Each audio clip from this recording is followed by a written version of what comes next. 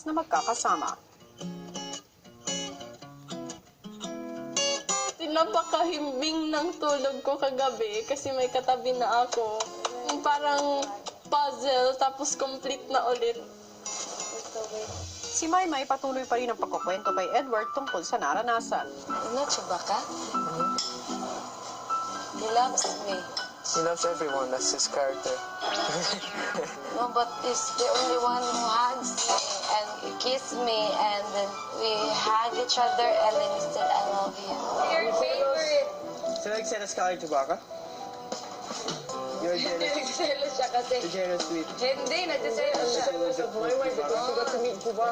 Wars. But Maymay miss you. Maymay, hindi mo talaga namimiss si Edward no? Ano to?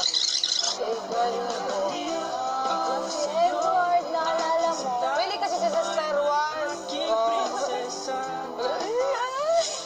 Haba na nasa yoga si Edward pero patuloy ang pangungulit ni Maymay. Now inhale up the upper duck. Don't forget me, when you want to laugh.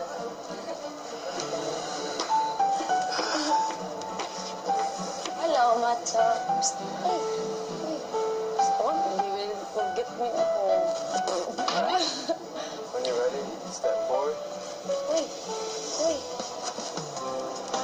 Macho na siya, oh.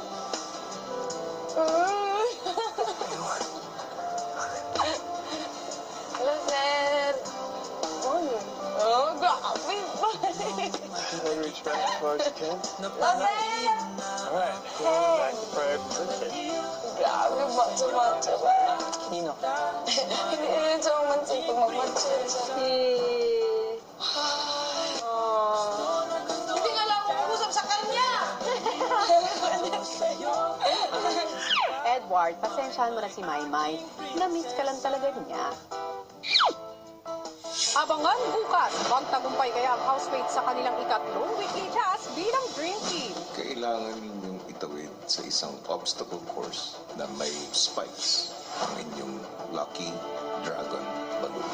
Kayong tatlo lamang ang magsisilbing mata. Wait lang po!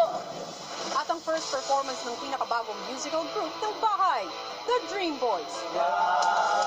Tandaan mo na iyong mga mata o makakita sumama na. Dream Boys! Abangan lang yan dito sa Dream Team ng Pinoy Big Brother Lucky Season 7.